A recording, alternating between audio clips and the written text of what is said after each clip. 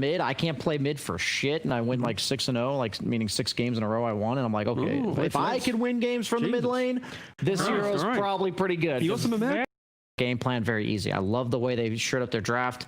It's not ideal against the heroes in the opponent team, I think. Like Clockwork can be annoying, Drow sometimes can be annoying as well, Tomb can be annoying, but it's really good for their game plan, and I just think Team Secret's too good. I do like Flight of Moon's draft this game way better than I like the other one, but if at any point the Drow just gets ag stunned by Sven, he's just going to die. So that's my concern. I like how Team Secret gave themselves basically 4 threats. All Nature's Prophet, Slardar, Wind Ranger, and Sven are going to be viable threats past like the 15 to 20 minute mark, and I think that's the best way to deal with Doom. Yeah, I think for Flight of Moon, it's pivotal on Clock and Doom having good lanes and them setting the tempo, because if take that game off of Secret, and if they're ever going to have a chance to do it, it's absolutely going to be in a Wind Ranger game. So let's go ahead and throw over to our boy Odie Pixel and the Wizard Lizard himself. Shout out to my boy Lizard. Oops. Thank you, Snacks. Yes, game 2 of Flight of Moon versus Secret. Lizard, what do we reckon this time round? We saw last game, Flight of Moon were able to come off with a pretty confident looking start against Secret. Look at these drafts. Have they got the potential to do the same here? Is this another game where Flight of Moon could give Secret at least a good run for their money in the laning stage? Most certainly they have chances on Flight of Moon. Definitely. Okay. 100%. What'd you like about their lineup this?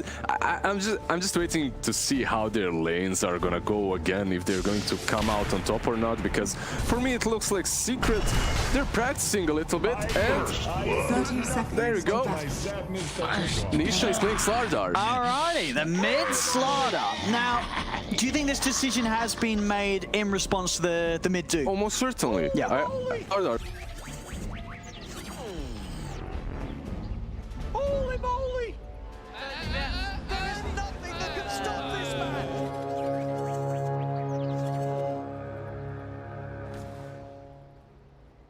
The battle begins.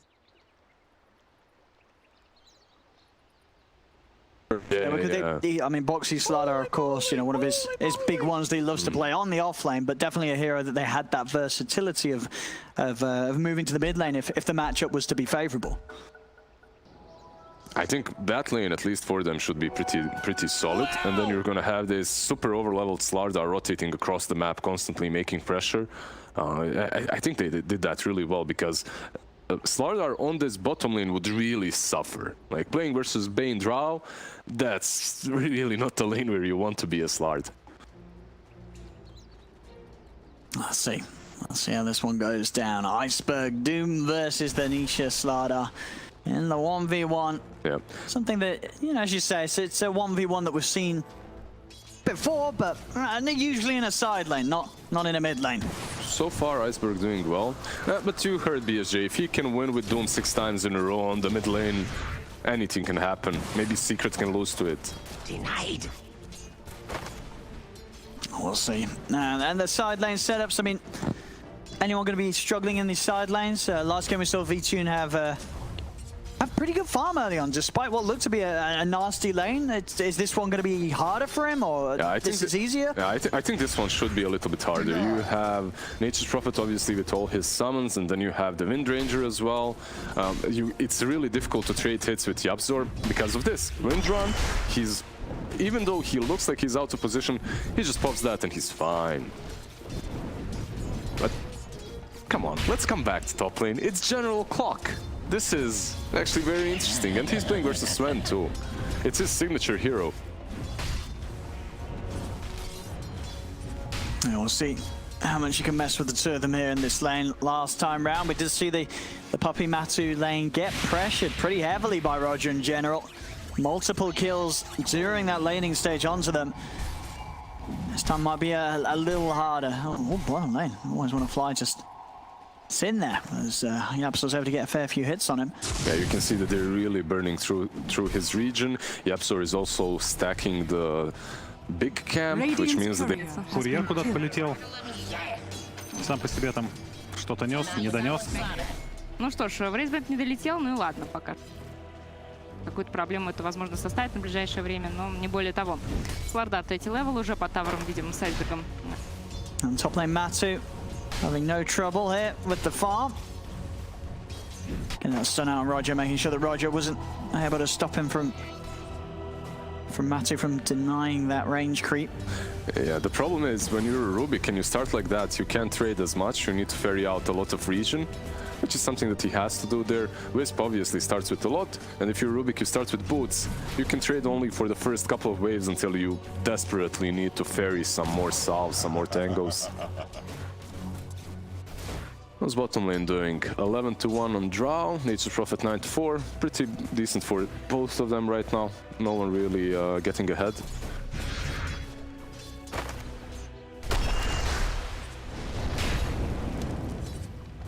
Mid. I mean, I guess as Nisha, you can punch quite hard into the Doom. And I say, yeah, he's gonna go for this Nisha. No, doesn't feel that he's got that last bit of punch with Iceberg having the Scorched Earth. Yeah, but Nisha has a salve. Iceberg doesn't. He does have some more region from Devour, but it got nerfed as well in the last patch, so he will struggle a little bit in the next wave. I believe Nisha also with a mango ready to pop if he sees there's an opportunity to drop another crush. See bottom lane, always want to fly, getting rather aggressive there onto Zai. It's going to take quite the punch back in return. Power shot will connect, but always want to fly. It's fine. Did also have that Fairy Fire to pop just in case. And it looks like he will be... What? I mean, I can only imagine he wanted to die there. I mean, there's no way you'd move like that unless you did want to die, so I guess he felt that it was... Always wanna die. It's in the name. I mean, I don't know what that was. I mean, I guess he just wanted the trip to base, but is that worth it, or do you take the time walking? I mean, as mid lane, this will get the kill for Nisha. I'm quite certain there are better ways to die. Yes, there's better ways to get back to base. Than to feed yourself to the enemy heroes. Yeah. There's definitely better ways. Interesting. No mana. No HP, he just runs into Yap. Yeah. Interesting, very interesting. Very peculiar, I'd like to put it. Yeah, well, Secret, they're up 3k here before the 5-minute mark, so I think if there are any questions... Whoa, he's on a cliff! He's on a cliff, ladies and gentlemen, and he's off the cliff. Because General wanted to go for the bounty. Oh, he's away! It's gone. Did he? Oh, he actually lives. He's away, Puppey. Gets out of there. They couldn't quite get it. Roger's still hunting. He's got a Fade Bolt. Fire! Gets the kill. Roger. Now with the body blocks, keeping him in range of General, but the war cry, he's got the move speed to break it away. It's also picked up the treads now, Matu, so got a pretty hefty punch to kick back on them. So they get Puppey. Yeah, it's not really easy to kill the Sven there. The thing is, in the laning stage itself, you can pressure him with Clock Rubik, but later on, what's so important is you can constantly control him with the Clockwork. That's where this hero really shines versus Sven. And that's where I think General might have the most impact in the game. Oh, bottom. No, he's been blocked in. No. Oh, the body blocks here from Zionist Treants. And Nisha is coming with this rotation. V-Tune's going to make the smart move to get straight out of there as Nisha was swimming through the trees, looking for an opportunity to get on top of this drought. So he did TP to the tier 2, so he's actually going back to the bottom lane to defend it a little bit. And we'll see. Yep, so I'll head over to the mid. He's going to pick up some levels. They're going to drop down the zoom on Nisha.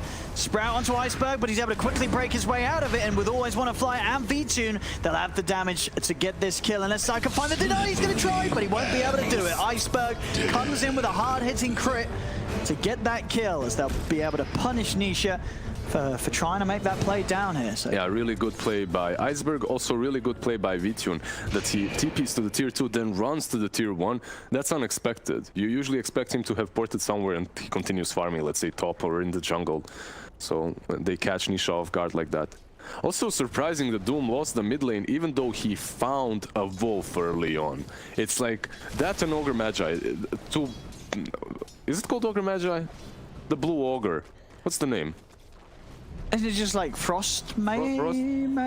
Frost Ogres. Ogre Magi is the hero. That you can't eat the hero. Dire are scanning. But in any case, the ice armor one, like it's that or the wolf. If you find it, you should win any lane. But Slardar is just so difficult to deal with. What we've seen from Matu this game, go over the Midas, build up. Radiant's bottom That's tower pretty is solid. under And attack. you get the ring together with the Wisp. It's going to make good timing on that Midas as well with the free fun that they're having. They're taking early towers as well as Secret bottom lane. Nisha and Zai. Radiant's Tier 1 bottom away tower from has Fly to fallen. Moon here at the 7-minute mark. Also, you have to notice how the Slardar is playing. If you play it mid, you have to really think about the items that he's buying. He bought Windlace, he also bought an Orb of Venom. These small items allow you to actually play the map. These small items give you kill potential. Oh, and in fact, Nisha says, well, we're not interested in Always Wanna Fly. We're going to go straight towards V-Tune. Yapzor comes in, able to take the Nightmare off Nisha, but it's a little too close to the tower now. The TP will be cancelled, but it was enough to stop Secret from pushing in any further onto the Drow. Yapzor also missed that shackle shot. But he can go. Oh, and there's that setup. We're going to see this a few times this game, I feel. V-Tune is going to try and run himself away, but again, the little bit of control that is there, as well as Yapzor getting the courier. Iceberg's going to come in, as well as Roger. They're going to see if they can bring some members down to Secret in return. Lash out onto Iceberg. Puppey bringing in Matuma, man. They've got the numbers now, Secret, as they go in with the stun onto Iceberg. Nisha takes out Always Wanna Fly. It's 3 dead. Roger's got to hide in the trees.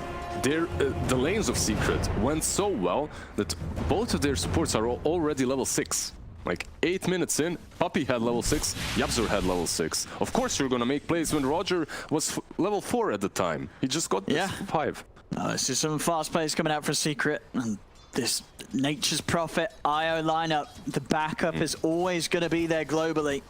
Yeah, that's something that Secret loves to do quite a lot as well, right? They, like in that last game, they had Wisp, but they also had Underlord. This game you have Wisp, but you also have Nature's Prophet. Global presence makes a team that's really solid strategically even stronger. Our mid lane Secret Structures are fortified. keeping the pressure on these early towers.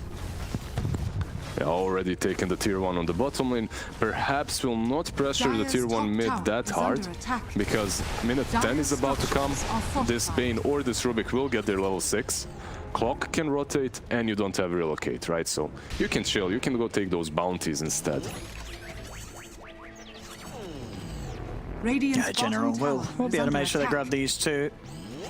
So no move from Secret to try and swing up here. There's a haste rune towards the top of the river. That'll be rather useful here for General as he comes across. Also with that hook shot ready to use.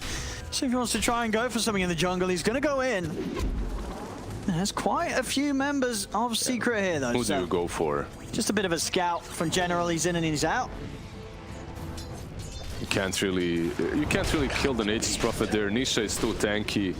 And yeah, they said during the draft panel that Clockwork is good versus Nature's Prophet. It goes both ways, because you can use that Sprout to actually get yourself out of cogs, and those little pesky treants just eat up the battery assault.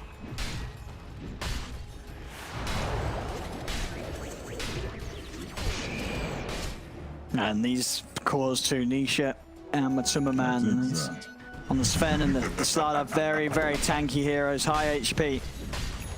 It's going to limit what General can do. It's really not a game in which this Clockwork has a lot of kill potential, but the controlling potential versus the Sven is there. And that's his major job, that's his main job. Oh, they're going to try and go in with the smoke. It's just the two of them making this play. General and Always Wanna Fly.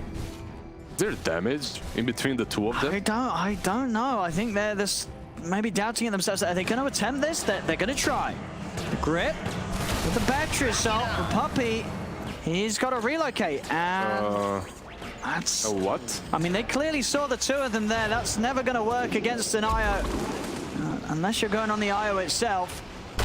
And now Always Wanna Fly will die for that attempt. And I mean, if that's the kind of moves they're going to make, I don't know how much of a chance they're going to stand in this game. Wait, what? Why would you play like that? You had a hookshot, like you could interrupt the channeling of relocate if you wanted to. But if you don't really want to, you don't grip the Sven then. You don't waste your big ultimate from Bane and Bane's life himself. Yeah. Maybe some miscommunication, you know, one of them saying go, one of them doesn't really want to, and then certainly Oh, Someone's made the move. You come in with the backup. And it falls flat on your face. Mid lane, tower's gone down. Secret now. 5k lead here at the 12-minute mark, and 2 tier 1s taken away whilst managing to maintain all of their towers right now, Secret. and remember, this game isn't a free Drow Ranger game. I know Drow is extremely strong right now, but this Sven eventually, once he gets that Aghanims, let's say Midas Echo Aghanims, he gets on top of you so easily, you're just gone, like you just said. And he's farming away. He's on top of the network charts. He's above Doom, mid lane Doom by 2k. That means his game is extremely good. Getting some stacks here, Secret. Maximizing that farm on Matu. And these stacks will pretty much give him the full S and Y. This is incredibly beefy Sven, ready to come running into the fight. So always want to fly, just trying to find some levels up top here. Fiend's grip back up in a few seconds. Secret with the smoke, seeing if anyone pokes their head out onto towards this creep wave. V-Tune would be a nice grab, but he's got Roger by his side. They are still smoked, so they could go. They're gonna run straight towards him at Yapso. Going for the little shackle. V-Tune tries to push him back, but there's the relocate coming in. Puppey brings in Matu. The turn over towards Roger again. Zai with the body blocks, keeping Roger in range of Nisha as Roger will fall. Matu's able to kill off Always Wanna Fly. This game 2's getting a little bloody. 12-2, 6k lead. Yeah. You might have had a shot in the early game of game 1, but this game seems very hard now for Flight to Moon to get any portion of this game looking good for them. They're falling behind rapidly. The first game, that's how it looks like when you are winning laning stage versus Secret. This is how it looks like when you don't even do that, when you don't even have a good laning stage. They just outmaneuver you so hard. Like that top lane play, that's all because of that preemptive smoke plus the ward on the cliff. Gives away info where Roger is, where V-Tune is, then you can reload all you want because you know where they are. Vessel on Doom. I have seen this, like from many Doom players that go mid. Sure, because I guess someone you do kind of need someone to get it against the Io. But in general, he's going for a Midas on the clock. All right. General is already one step ahead. He's looking into the future. He's looking at the next series. Yeah. He's accumulating gold for the next series. Done. I'm just buying a Midas, AFK. He's turned the comms off. I Midas, I AFK. He's done. Meanwhile, Nisha, he's building an Aghanim. It's not even a Blink Dagger. He's just becoming tankier and tankier by the minute. Structures are fortified. Getting incredibly beefy. Yeah, once he has that axe, as long as he's able to get the puzzle down, this is no longer a Doom target, really. You're ever going to feel good for going for. As he's going to just sit there in his puddle. And heal up. He won't even tick down.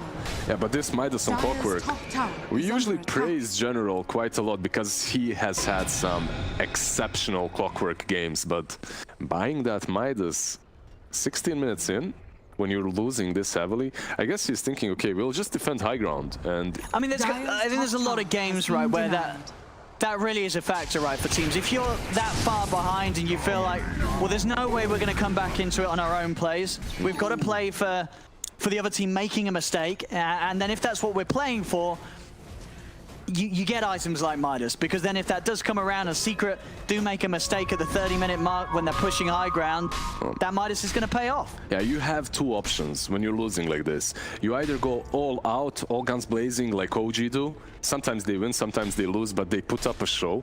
Or you go like this, you go for a Midas and just hope. Just hope. Just hope. There we go, yeah. That's the Aghanim's complete now for Nisha.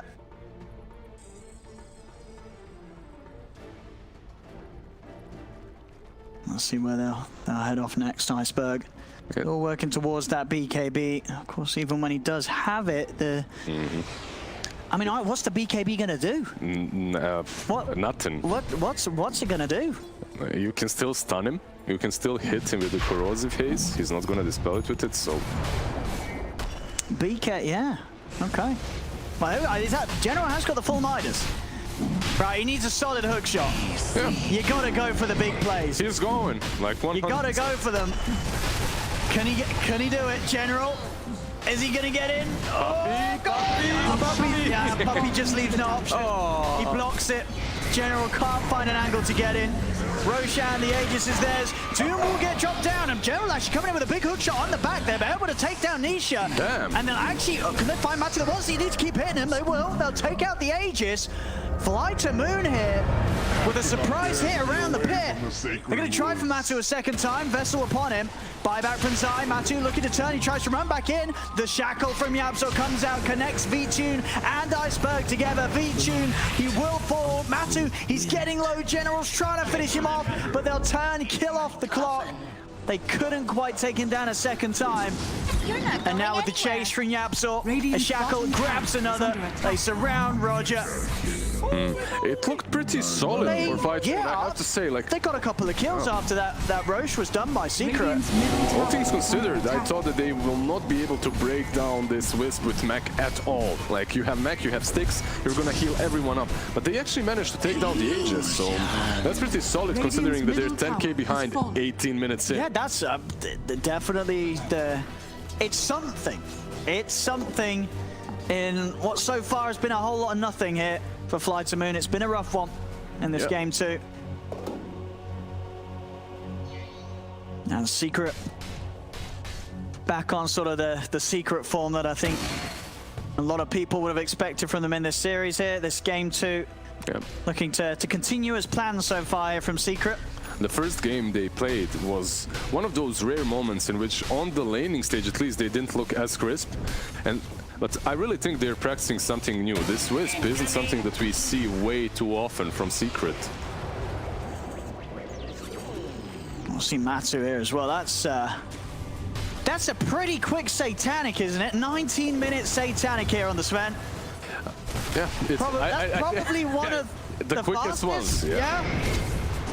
A 19-minute Satanic here from Matu. He's a beefy boy. On Sven, definitely. Yeah, maybe there's a couple of games with Huskar, you know, when he gets it fast. Someone's making the stat up for that right now. As Iceberg, he tries to go in. The BKB really helped him there. It didn't. That was sarcasm. It definitely did not. And his Midas, he's not used it. Come on, General. Go and use the Midas. Follow the clockwork. Use your Midas. Where's the Midas? Come on. I did. Oh, he bought it for the next game. They called GG before he even got to use it. And that's the sad end for the story here. As, well, some people will be happy with the score. But Fly to Moon won. 4:20 at pre-20-minute mark. I mean, at least Fly to Moon have sort of game one, the start of it, to look back on and say, hey, you know what, we did all right. This game two was...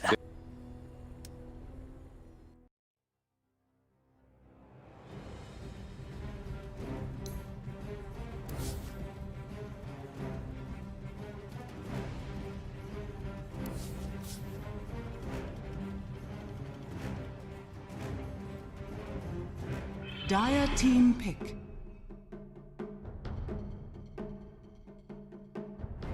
Is, like you said, two of the things that you thought got impacted the most with the changes, we're still seeing them in the first phase.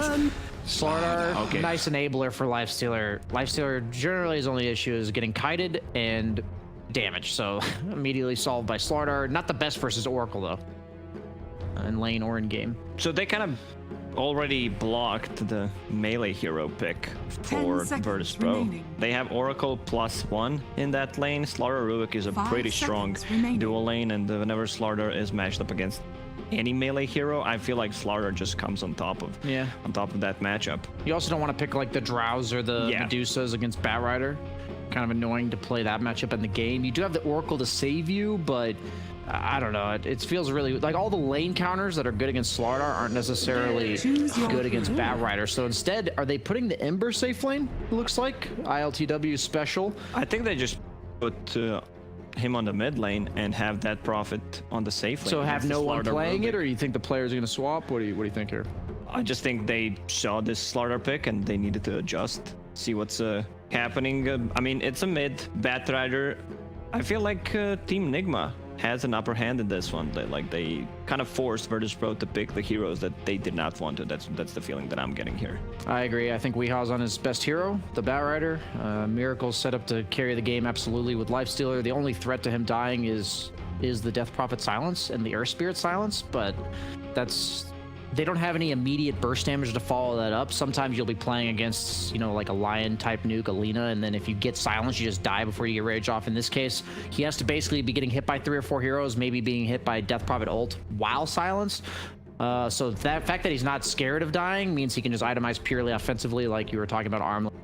And I don't think Oracle's going to be enough to protect this lineup. So I'm really favoring the Team Nigma draft based on the rapid fire catch up we had to do in this assessment here. Well, so the odds are in line with you as well from EGB.com, as you can see on your screen right now. I do have a question, and that is about Lifestealer. I feel like every single time I am on a panel and it gets locked in, the analysts say that they hate this hero. How do you feel about it in this lineup, and where does some of that hate come from with the Lifestealer right now, Lacoste? I just don't feel the hero is as strong as any like other top tier carry. If I'm to, you know, buff you up like a mag, or in this case Lardard, Lifestealer can be that just unkillable beast. Like I think this hero is kind of a sleeper, but is also weaker than the rest of the carries. But if he's having a good game, like you might say, yeah, why is Lifestealer not picked more often? And I think this game's going to be the case. Okay, it seems like it might be a good Lifestealer game. It's definitely going to be a good game to watch. This is one of the series that, all in all, you look at the schedule for today, it's one of the ones that we were definitely anticipating, and we got a great duo to cast all the action. Very good.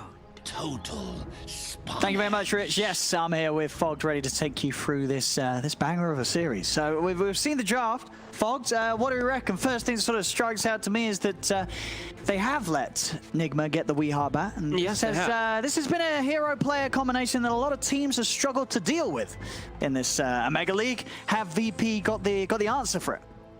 At least they have Oracle like save. They have some elusive hero with like the with the Ember Spirit versus the Bat too.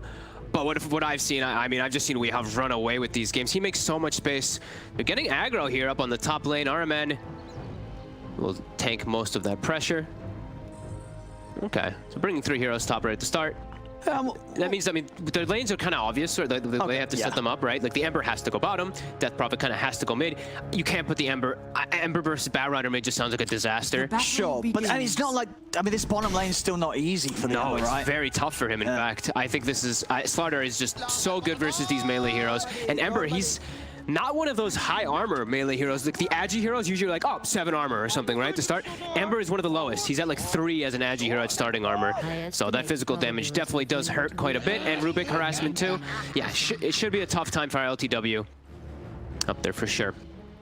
And then, yeah, there's this mid lane. We'll see how this one starts early on, I guess.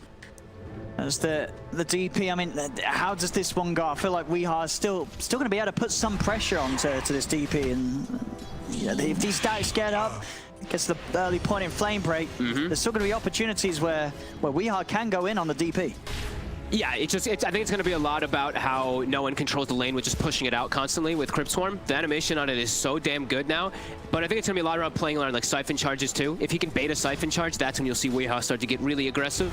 But yeah, I think watching no one, just spam like Clarities, get your bottle, your mangoes, etc. Force the wave in constantly onto the Batrider so he can't double up and just dive you.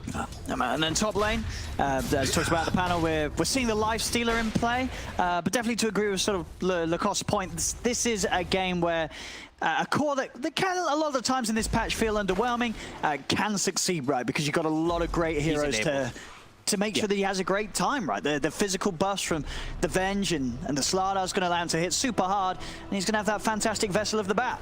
2 Vessels. He's Slardar jumps inside of Slardar. Dude, that's what we saw. What? I mean, it's dating back a bit much, but that was a Team Nigma when they were Team Liquid Special. Remember the Slardar Lifestealer at Manila? That Manila Major, that's what they played every single game, so they're very familiar with it. I'm sure it was with some different players and stuff like that too, but something that they're definitely very aware of. We've seen that mid matchup already. You see he's doing very well on this Death Prophet. He has level 3 now, so he's constantly nuking the wave in. Weehaw is having a tough time pushing it in. Stick charges too. Looks like no one's going to do really well in this one. Go straight for this game. As long as he doesn't get like dove for a kill threat, that's when he's going to do really well. He's going to be able to outlast hit this bat. I mean, is anyone going to be making moves on either side really towards that mid lane, looking at these side lane supports? 4-minute runes, potentially. That's just about it. I don't think anyone really makes too many aggressive moves beside that. Solo bottom.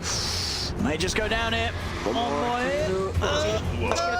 He's got it. First blood for GH.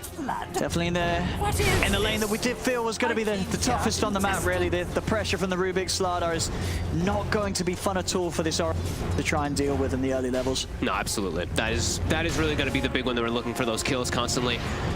See the Oracle, he took all the pressure, and Ember Spirit's actually still farming. So that's, you know, you lose your support, but that's kind of his job. Yeah, that's true. That. So, you know, you're not too dissatisfied with what's going on there inside of VP. No one continuing to do good in mid, just constantly trading, hitting him. Yeah, this is a really solid opening from no one in the mid lane. Yeah. Bottom lane, have a bit of an attempt onto Solo. Bash comes out from Mind Control as they'll run him down. For the final hit, there it is. They don't even need it to kill him. They can turn and use that second bash onto ILTW. Now he's in a bit of trouble. He's got the Fairy Fire and the Sleight of Fist. Will stop them from diving any further, but yeah, this pressure just relentless down bottom. But definitely, as you say though, 3.5 minutes in, the CS on ILTW, it's considering the situation, you have got to be happy that you're still able to hit the creeps and actually nearly taking down Mind Control there as he only just gets away. Yeah, he has to wait for his regen to actually come down. GH also unhealthy. He is low though, and his Oracle has to run all the way back. It's fortunate that he's able to push them away here, because this would have been a big time where they can really get on top of him there and pressure him a lot. And yeah, I mean, no one continued to do very well in this matchup. Rush the boots, plus the wand. He's now in a position where he shouldn't die, so he should keep his lead. And if he does get going on, there's going to be time for people to TP in. Yep. Zayats can come in and look for the counter players, the Earth Spirit. He's actually getting aggro. He gets with this haste ring, that should do it. I mean, Weeha's going to try and fly away with the Firefly. No one is out of mana, so no further nuke damage to come out from him. But yeah, solid stuff here from VP in this mid lane and the bottom lane. Despite those deaths, as I say, this is a hard lane for VP to play into, but they're doing it smart. They're getting the farm for their Ember. Yep. Doing a good job with those. Last is with Mind Control. He's even trying to pick up a raindrop to deal with the bridge, because he's actually not last hitting well at all. Hello. He's just dead. Alrighty. Raindrop not saving you this time. Top lane. VP, they're getting in aggro onto RMN. Very nice. Surge forwards, and they're gonna have this kill.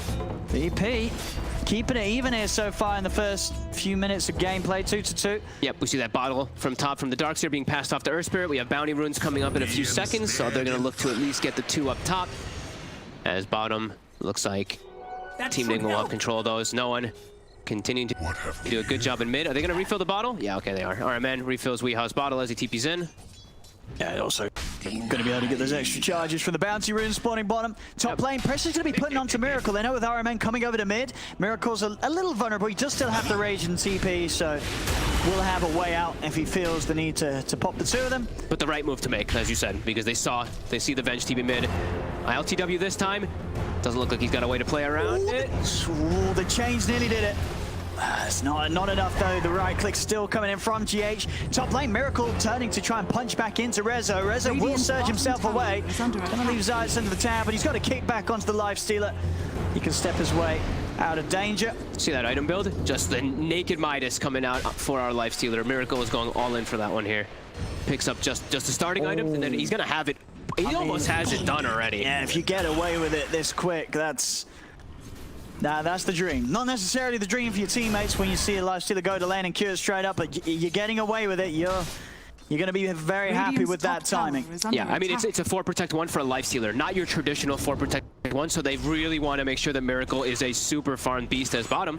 Getting aggressive again. Just continuing to try and pressure ILTW as much as they can before he hits the 6. Won't be able to finish him off though, and Zayats, he's in with the counter play, he's able to find the connection onto Mind Control, into the slow. ILTW is salving up, able to run back in, and with the nukes, the Sleight of Fist, and the Purifying Flames, they secure themselves another kill on this bottom lane. just doing a great job really just across the board of making sure that all 3 lanes here for VP are off to a fantastic start. Look at the farm across all 3 cores. It's pretty much perfect on all 3 cores of VP. Yeah, and I like how they're doing this. I mean, it's very ILTW because I think he's one of the ones that originally started doing the build, just the slight chains. Even though he's versus a lane that can't proc his Flame Guard, he doesn't care. He's playing with Oracle. He just wants that max burst damage and that little bit of extra control to go for the kills. It's working. It's absolutely working down there. They've actually, yeah, they've won. I mean, they kind of won 2 out of the 3 lanes. Top lane kind of a trade, but it's very close. It's just the fact that, yeah, they've got 3 cores in a great place. Nigma, they're falling a little bit behind on that bottom lane with the farm and the slaughter. Yep, we're seeing no one. Weeha is starting to catch up to him again now. Once those levels build up on the back, can he kick him under? Kick him under. He's going to get a couple of tower hits in, but Weeha with the Firefly will be speed enough to keep his distance and even posturing very aggressively there, knowing that there's no further threat from the 2 of them. I think no one got hit by a sticky stack right before he was looking to go in. I think he was up 4 or 5 stacks. So I think he was scared. Yeah, he was scared to actually go in when the Earth Spirit did, it looked like. Yeah, so it looked like they maybe had a chance, but a bit tough. See the Mango Tree coming out for the side of VP. Pretty good Mango. They have a pretty good Mango team. Everyone with some nukes. Ember always can use that as well. Yeah, absolutely. You know, this hero Ember wants to be spamming the spells in the fights, but notoriously has a very small mana pool. Oh, who found the Faded Brooch? It just says found by. Someone will pick it up in a bit, I'm sure. Mind control. Lots of rotations. They're going to try and go from here. What sort of backups coming in from Nigma? It isn't going to be any. GH is also going to get caught out by the chains. With the 4 of them here, VP, some of this fantastic early CIS aggression that you love to see from the squad. It's coming out. Movement from no one secures themselves a 2nd kill bomb.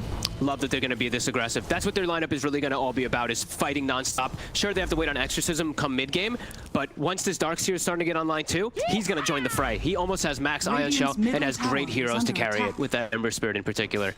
So yeah, very aggressive moves. Great start off these first 9 minutes. He's going to seize an opportunity here to try for a freebie there. Nice flame break onto the Earth Spirit, knocks him back so he cannot roll away, but no one. He's going to go for the counterplay, popping the Exorcism, but the Firefly, it's enough for Weeha to get himself out of reach of the Ghost. No one's still trying to dive in. That final crit swarm isn't enough to get it. What the? He's going deep for this one, no one. He's got the Siphon, but it isn't enough as... That was kind of a feed a little bit there. Yeah, he just went way too aggro. I mean, that feels like the sign of a tilted mid. Even though he shouldn't be tilted, he's having a great solid start, no one, but diving in like that, throwing everything in for a kill that you're not going to get, you can't make those plays. No, that was, I mean, it's way too over. It's just over-aggression. It's because he popped Exorcism, and he's like, I need to make something happen with this Exorcism, but he just backs up and farms. It's not that bad. Yeah, he just goes up and he literally just gives up a free kill. He didn't see the Venge rotating in, though, at first. He doesn't have ward coverage on that side. Sure, but still he's taking tower hits. Exactly. Yeah. It's already such an aggressive position, so we'll get punished. We see instant smoke from Nigma as they're setting up for these runes, the bounty runes up top. And with this bottle, wants to try to claim it, but will get halted, and they might actually have the control. Yeah, they're going to be able to turn on him pretty easily here, dragging him back into the clutches of Miracle. We'll set up a kill for the Lifestealer. GH able to head up to the high ground and grab that bounty rune. Down bottom though, punishment there for Weeha as VP, the 3 of them do get the jump on him.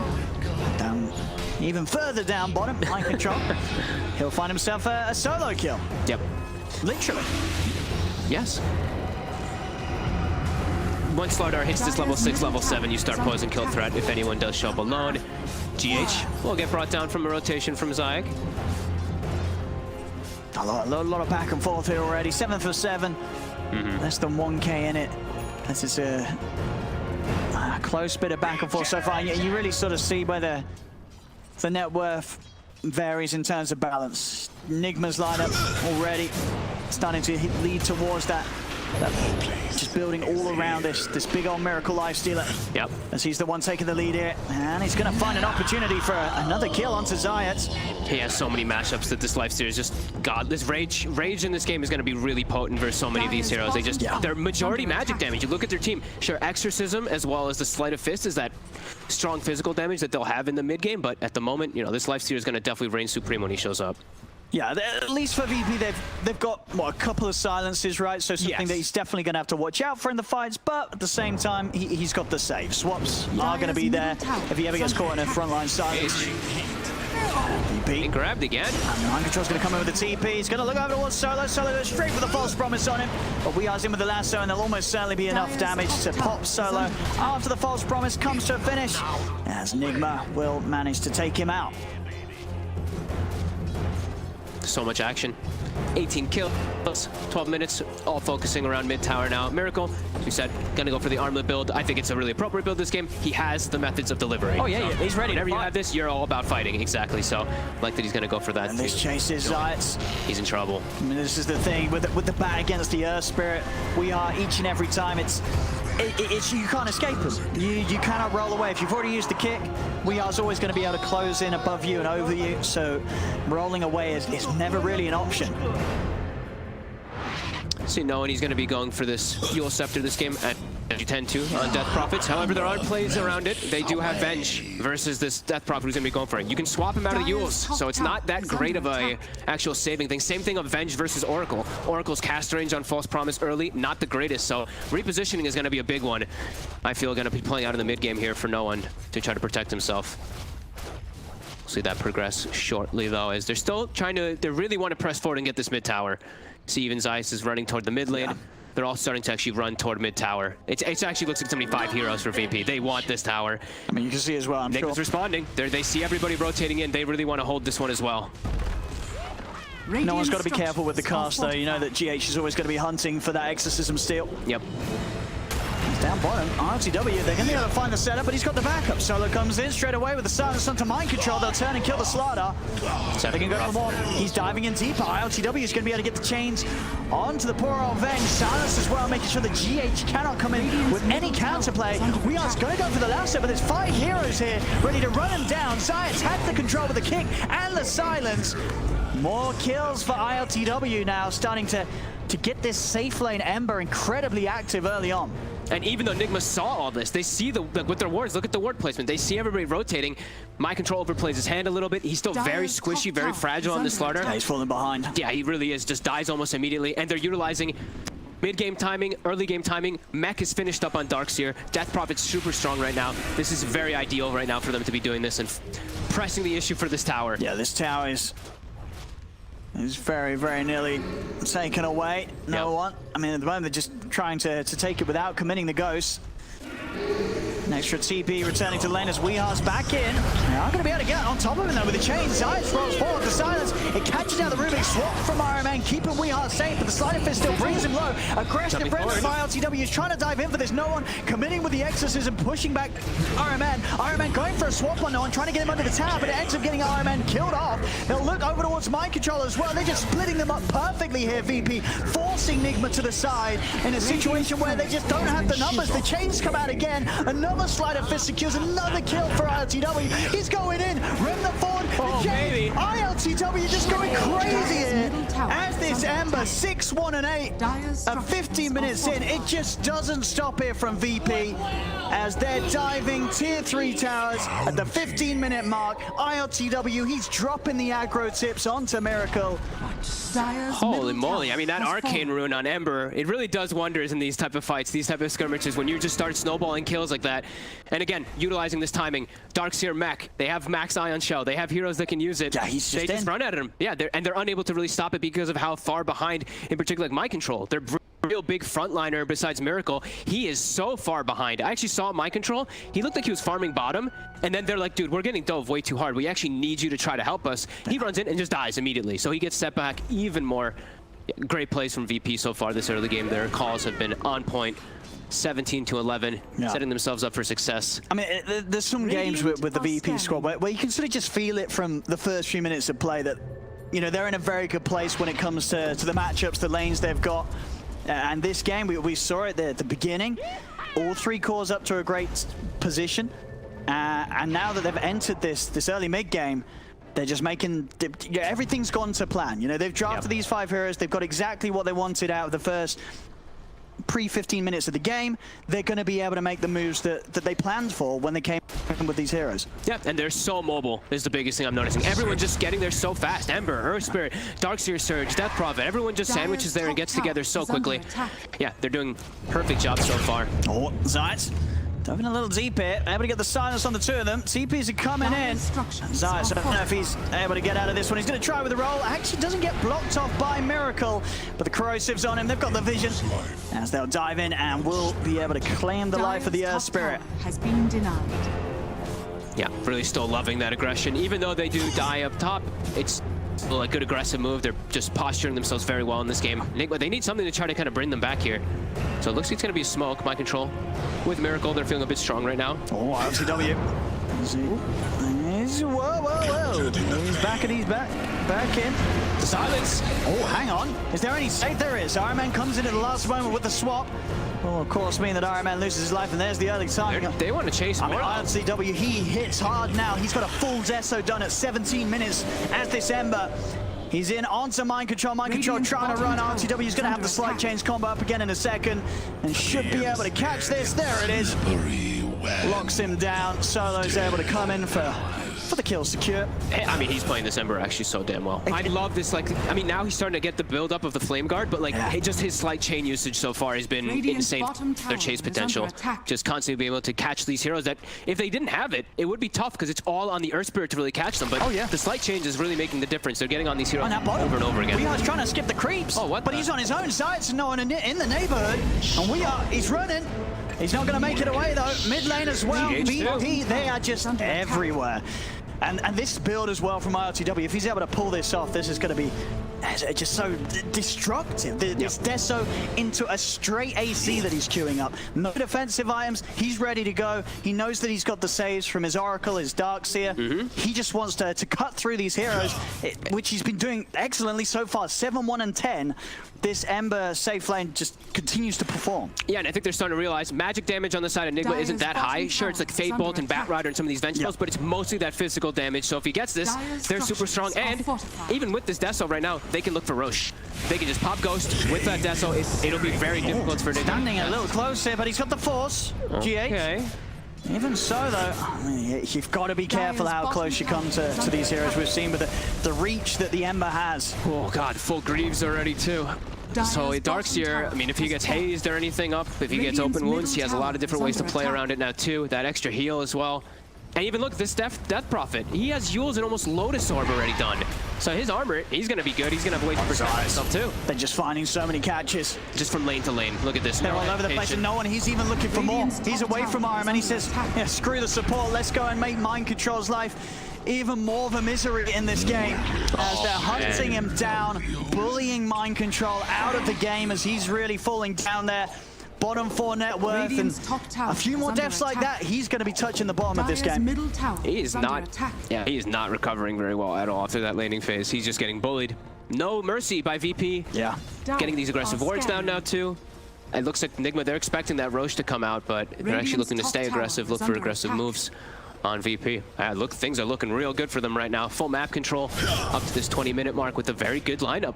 And I think in the mid-game fights and in these fights, if they do have a lead, you know, Lifestealer, his damage, it's not really the highest. He has to get enabled by that Slardar. He's going to look at the backlines first, too. He's going to get on top of RMN, make sure there's no save potential for Miracle. Miracle's got to go for the Rage TP. He's got it, and he is away. Nothing to cancel through that magic immunity. Straight to Roche. Now they've got the timing with it. They forced heroes back. Nigma, there's no way they can test a fight here. Their actual team fight draft is, their draft isn't really about team fighting. It's about these small skirmishes and pickoffs. It is. They've lost them all. Yeah, they haven't been able to actually take any of the fights versus VP at all. I think straight up so far, it's just been a demonstration of how VP, they've got a strategy that counters exactly, as you say, what Nigma wants to do when they run this Weehar Batrider. This Batrider that we've seen just take over so many games against so many of the teams here. VP, I mean, as you do, right, you're playing against Nigma, you've got to have a plan against the Weehar Bat if you're laying it through the draft. And so far, VP's plan and answer towards it has seemed pretty spot on. They've come in with a way that's making it very hard for Weehar to do anything as the Bat. And speaking of Weehar, we see him go down here again, trying to do some shenanigans behind towers, and now also GH being chased. They have the catch too. He's got another remnant to work with, but now out of mana, out of time. They're just everywhere, VP here. This is, I mean, look at these TP. It's constant, right? Everyone's just TPing. They've got their 2 tier 1s still up. They can just look to make all these aggressive moves, and I mean, it's looking picture perfect for now for them. 25-12. Very few mistakes. I mean, they're just my control just still has no game. He's having one of the rough runs. I think he's 1 and 8 in this game. How many times they've actually been able to punish him down bottom? Yeah, 1, 8, and 5. It's been a rough one for him. Yeah, and we mentioned how the Lifestealer, you know, he has this infest in the mid game. We're now really in the mid game, and I don't know. I think Slaughter may just be getting the Blink Dagger now. Batrider didn't have his either at a time for them to utilize that either. So, yeah, he's going for the BKB. He feels like he needs it because of all this magic damage on VP.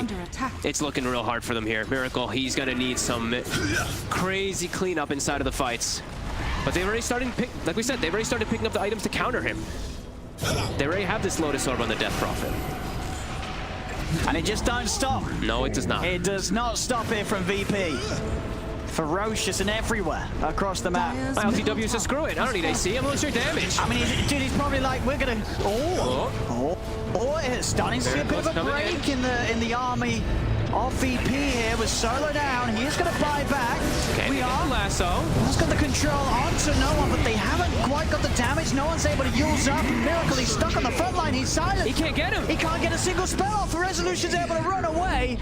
Only Solo falling in that fight. Everybody else kept alive, and now they're up to the high ground. And yeah, I think ILTW picks up the Chrysalis, as you said, instead of the AC, because he's like, I'm not even going to get the chance to finish an AC in this game. We are crushing them that hard. Yep, and no one up to the high ground. He's full health again. Solo buys back, joins into the fight afterwards, even though he died at the start.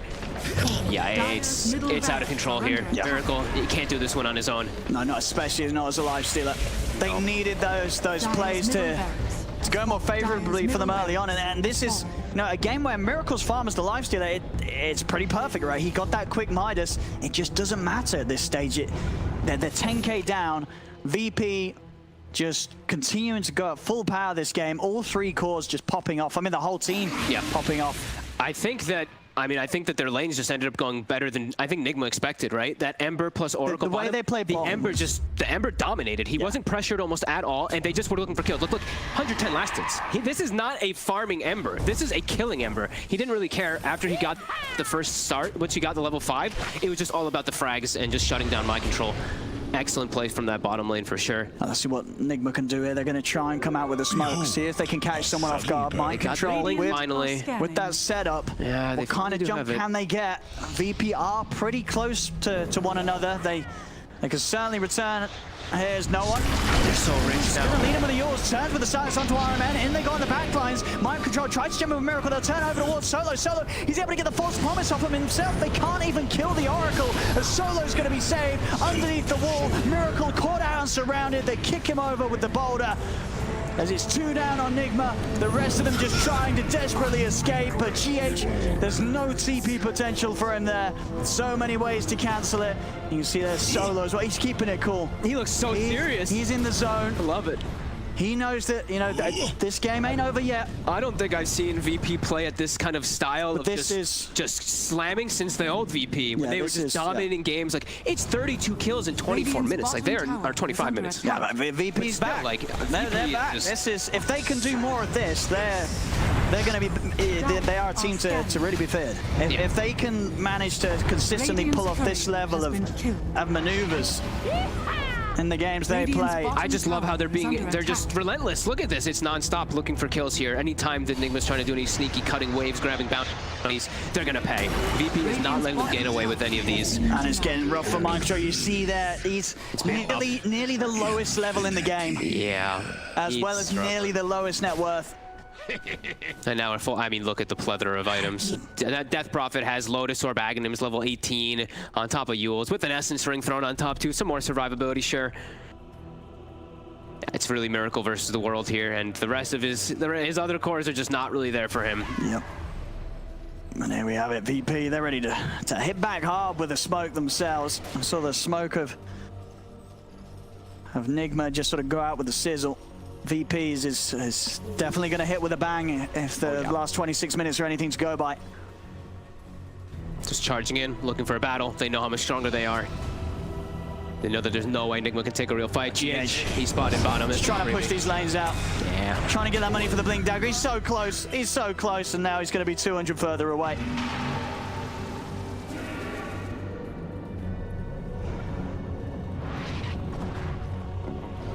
to the next tower. Dire's bottom tower is under attack. They're just cleaning up the map now, VP. Yeah, and look, they constantly have mangoes buried in their bags too, because of that mango tree that we mentioned early on. Yeah, they're just not giving any breathing room for Nigma. Nigma unable to actually take any fight. Like we said, their team fight draft is just not really there, and VP with such a lead, it's just... they're going to make it look easy really here with this push. High ground push they go. What's going to stop them? Where's the answer from Nigma? Double blinks online also, so they have 3 blink daggers now on Nigma, but do they actually have the damage to bring anybody down with those? Warman is going to die to a slide. They go in the back line. Also respect from RTW as well, letting no one finish that one over for himself. They're going to look for Miracle and Mind Control. They tried to commit. Change around to Miracle. He's dragged. Instead, he doesn't have buyback. It's a triple kill for no one. You're probably going to see the G's being dropped soon. As this game, 37-13, just 27 minutes in, a second set of racks going down. No Miracle Lifestealer for 40 seconds. Top tower is under attack. It's got to be over. 2 sets of racks. The Lifestealer solo core. Not a whole lot of ways back in the game for Team Nigma here versus VP. I mean, VP will be more than happily play this one out there. Feels good. Yeah, this game is going to be getting the adrenaline going here for the squad. Yeah. This is what they strive for as a team. This is the Dota that VP excels at. Yeah, I mean, I think the biggest thing really is having, I mean, the way that they played around their draft, but just the way that they set up these lanes. Like the Ember bottom did better than I expected by a good amount. Death Prophet did amazing versus Batrider mid, and they've just been making all these smooth, natural moves just from lane to lane, just very hyper-aggressive too, the way they forced the issue, right? We saw it was like, 10, 12 minutes in, even though there's wards up and Nigma sees everything, VP still won 2 back-to-back 5-0 fights. Just because of the way that their lineup works and the way those lanes did progress. Time to continue the cleanup here for VP, top lane. Rez was like, hello, that's a Batrider with a BKB, but he's got backup coming near. Can he find him? Let's go for the vacuum. He sees the creeps following, sees the creeps in. He's going to be able to set this up. He's got the BKB and the blink, so should be able to play it safe and TP out of here. With the BKB. He's trying to hold the BKB. And he's going to need to pop it. There we go, BKB. And a TP away, and he'll be fine. He'll live another day. But this tower on the top lane, the same cannot be said, as VP will take this without any contest from Nigma. Radiant's bottom tower is under attack. How do you fight? You're going to need some type of miracle here on Team Nigma. They have to get some repositioning to get some number advantage somehow versus VP. Grab them into the base, swap them into the tier 4s, something like that, because they're just too far behind to really take just any type of real heads-up fight. Yeah, they're smashing these fights, and they're not even spending all their money. No one holding on to 4K gold. He's ready to straight up just grab a BKB. Get himself into an even safer spot for looking to siege the high ground, take the final set of racks. Yeah, they're in such a good spot. How long do we have on Roche? About 30 seconds. If they want to be super safe, they just play around this area, wait for that to spawn, force Nigma's hand to fight around the Roche pit, and then they should be pretty good. As long as they don't split up. It's the only way that, I think that's the only way that VP can start to lose their lead is if they start splitting away from each other. So just stay as a clustered 5 around Roche pit. That's what they're going to continue to do, and Nigma gets 2 bounty runes, but yeah, not what they were looking for. Yeah, you see a Miracles build as well. He knows the only sort of chance of getting back in is if he's able to pop the rage and actually kill someone. So he's going full on for this super hard hitting build. The Deso into Daedalus. But I mean, even then, it's just the items. You look at they have so much armor on everybody now. They've got plate mails all over the place. 34 on one hero, 28 on another. I believe Death Prophet's pretty close to that too, sitting at like a healthy 24. Yeah. Yeah, full Shiva's guard now on Reza. Yeah. Good itemization, good preparation. Roche spawns. Easy cleanup here for VP. Nigma they're just gonna try to get the most out of the lanes in the meantime, push them out as far as they can. But really struggling. Yeah, an easy Roche here for VP. 1 and 11 on mind control, level 13. He's just, I mean, at this point, of course, he just can't catch up because you have to catch up through kills and everything as a Slardar, but man, they really did not. They really made sure that he did not have a game. Yeah, they just crushed him. They really did. Bottom tower is under but it was, we say in a lane that it should have. I feel on paper gone a little better for the Slardar. It does feel like it. Yeah. The setup they did have down there. They just got a little bit. I mean, I guess like a little bit outplayed by LTW as well. Solo. Yeah. No, it was the play from from VP just all across the board. It's been outplay and a half from VP this game. Just playing to their strengths, playing to that aggression. I see, CIS teams with their darks here sometimes. These guys, they know what they're doing with this type of aggro setup here in the mid game. Nigma smoked again. Trying to find some type of split off here. Try to catch somebody away from the 5-man unit, but VP knows. They just got to stick together. I'll see what Nigma can do here. They've struggled to vend on the other two lanes. Can they pull off anything different on this top one? They have a repair kit at least to stall it for some slight moments here, but level 20 on the... They're going to get the swap in on the Ember. He's got the Aegis though, so they're only going to be able to take him down the ones. Can they do it a second time? They've lost RMN. ILTW's back up. And Miracle's just incinerated. No buyback on the Lifestealer. This should be the cleanup from VP, pushing them back towards the fountain. 1k crits with those slights. Even going into the fountain there, letting the Ghost kind of tease him a bit. Well, the Ghost actually nearly getting We Are. Has to be careful. It's top lane. It will be theirs. VP pushing on. Nigma still holding on in this game, almost certainly discussing what the plan's going to be for game 2. As this game won 40-13, 20k up VP as they border on finishing this final set of racks. We are trying to step in to slow them down, but there's no pushing back this squad right now. And he's getting on immediately. BKB will be popped. He's trying to push sides into the fountain, won't be able to. GH as well, seeing if he can bait them into the fountain, but not something that VP's going to be falling for. And then they'll tap out. GG is called. VP here take game 1 against Nigma, and yeah, VP on fire. This is the VP that you want to see. I miss this VP. That looks nice. I like seeing no one running around just killing everybody. Same with ILTW. They look super comfortable with their heroes, super comfortable with their draft, very comfortable with what they're playing against to drain the lanes. I actually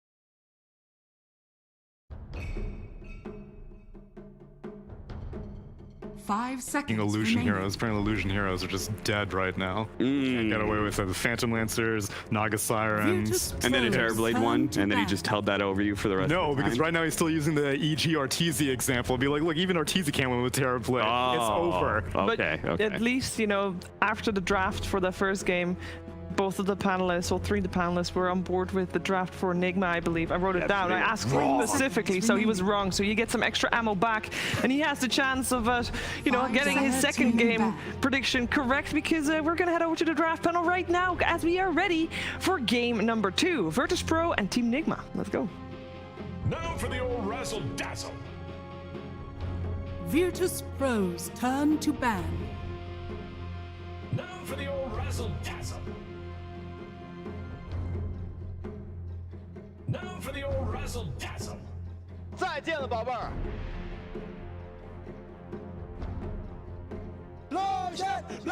10 seconds remaining. 5 seconds remaining. Welcome to our glorious temple. This time, I'm pretty sure we're gonna get in at the beginning of the draft. It was kind of a weird trip. It's not something that happens very often, that you go into the draft at you miss the entire anime rock, paper, scissors, shoot, chess, 5-headed battle that goes on. And I feel like you guys definitely assessed that draft very differently than if you actually saw the back and forth, the tango, the dance between great minds. I think this is one parallel that I actually draw with pubs, because when I am streaming, no, hear me out. When I'm streaming, and I'm like, hey, I'm gonna take the time that my team's drafting to like go to the bathroom or something, and I come back and it's suddenly I'm last pick and I have 12 seconds to process every hero in the game. My pick's never good. Like, it's just never that good of a pick. And I realized after that draft, I was like, okay, I picked Nigma to win this. And I watched the game play out, and I was just like, wow, this was an amazing Oracle game, as Capitalist said. And in the draft, I just didn't really notice the impact of this pick. Not only was it great against Batrider as a second pick, but it's also really great against Slardar and Lifestealer, since he relies so much on the Slardar. Wasn't able to solo carry the game. So it's just funny that you realize there's no catching. There's so much strategy of back and forth, as you mentioned. You can't really play that catch-up 8 picks in. I felt so clueless when I watched that game. I was like, damn. We had a bad read on the draft, and in our defense, you know, we needed to see everything. I think, for me at least, like the strategic part of Dota is the best part. It's not just about the watching the games, like the way they teams draft, the way they approach the draft. It's the best part for me. You mentioned chess. It's pretty much the same thing. You know, you're just trying to outsmart the opponent, staying 3 moves ahead of him. And we can see the draft right now. So Doom, Oracle no gone. excuses this time. No excuses, awesome. yeah. Man, it's so crazy to see remaining. 2 of the heroes that you basically said you thought got impacted in the biggest way still getting first phase consistently. I'll believe it when I see it consistently. Darkseer. I initially said that I thought these heroes were heavily impacted, but I also didn't think the changes would come into play, because what's going to happen, I think, is eventually these premium heroes, they're going to keep getting picked, and then people are going to eventually find out the counters. They're going to realize there's just better heroes in the pool over time. So I think teams are going to play what they've been practicing more than they're going to play what might necessarily be slightly better, because if you've played the hero 20 times in the last month, you're going to play it better than any hero in the game that you've played only once. So Phoenix, I think, still does its job in the game. It's just the laning stage issue is the only thing you're looking at now. They've nerfed Phoenix's laning stage like 3 or 4 patches in a row now. Eventually, it's going to be enough. It's like one of those things where fundamentally they're still checking the same boxes inside of the game, so it still makes sense. Let's talk about, though, what we got kind of thrown together on the side of VP, because Wisp obviously has been one of the heroes that we've needed to pay the most attention to today, and I think we're probably going to end up paying the most attention to tomorrow as well, but I wouldn't necessarily put a Batten inside of those ranks. So why are we seeing that in the first phase? Specifically with Wisp, right? It's almost certainly being a Wisp carry with the Batten support. Most likely, yeah. We've seen more and more of this. They're shifting towards that position 1. A good ban coming out from Team Nigma. They have Phoenix and Undying, so they need to ban out Gyro. It's just that strong of a hero against both of these. And this is huge amount of sustain coming out from Virtus Pro. Overcharge, Abaddon providing shield and heal. Like, I don't think you can pick something like AA on side of Nigma. You are very locked in. Like, you might push Phoenix towards position, let's say 3 probably, but then you still need something to control these heroes. You have Phoenix to buy a Spirit Vessel possible this game against the IO, but Abaddon makes it really bad to play into. Yeah, I think the lineup for Virtus Pro so far is just screaming, hey, we're going to throw all of our stuff on one guy. Gyro and Troll are super good to enable that, because oftentimes the problems these heroes have is they don't want to get initiated onto because they could just get bursted full to 0, or in general, like, standing their ground is the one issue they really have. So giving them the IO Abaddon behind really makes sense. Like, if you're envisioning how they end the game, Troll and Gyro are great high ground siegers, just base pushers in general when you have backliners like the Abaddon and IO. And even though IO, we talked about it being a carry with the Abaddon, you could absolutely make IO a 4 or Abaddon a 3. You have options. IO could be a mid. We've also seen like IO carry 2-position Gyro, where in the laning stage it pairs with the Abaddon, and then later on you're tethered with 2 cores. I like the overall approach that both teams are taking so far. With the IO Abaddon, you either need a hero that just basically kills everybody at once, so the one target can't be preserved, which is in this case Spectre, or other heroes that just take long sustained fights that eventually wear you down, and Morphling Void do make sense for that description. I would come up with Slark being another one, Anti-Mage. Or Virtus Pro?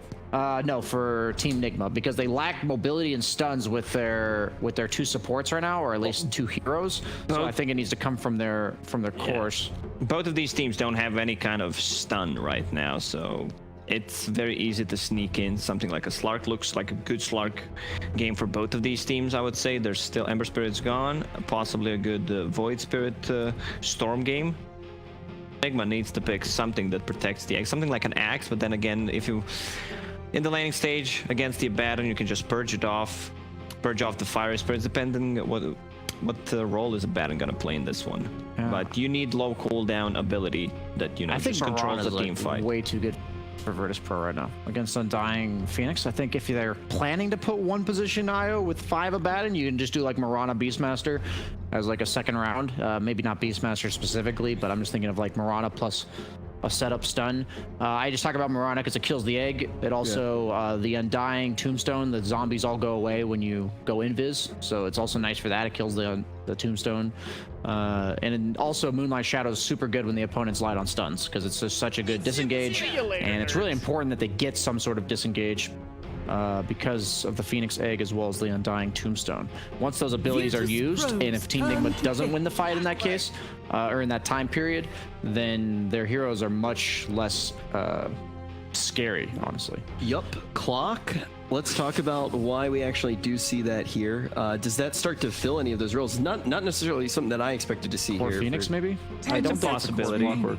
Like, I would prefer, I mean, you don't see it yet, but Clockwork adds a position 3, like, just for me at least, never stood out as a great hero. You do so much more from position 4. You can get the farm, and when you're playing him as a 3, you're missing from a lane, you know something's going on. So also you can, I mean, in this kind of scenario, if that's going to be Clockwork 3, position 4 Phoenix will be in that lane instead of Clockwork, so Clockwork will be playing from the fog most of the time, so you need a hero that's gonna get farm eventually, otherwise you're just gonna end up with like 2 position 4s and a position 5, which is not good. And we'll talk for anyone who's just waking up right now, maybe missed some of the changes, we'll talk about how Clock actually did change, but when we do look at the Wind Ranger here, you're talking about Mirana obviously gets on top of the egg, and then also it does have extra game against some of the heroes in the lineup that Nigma is bringing. How do you feel the Wind Ranger does slot in? It's basically a Mirana that's only really for herself, but she also sets up the ganks herself. So like Mirana would be better disengaged for the entire team,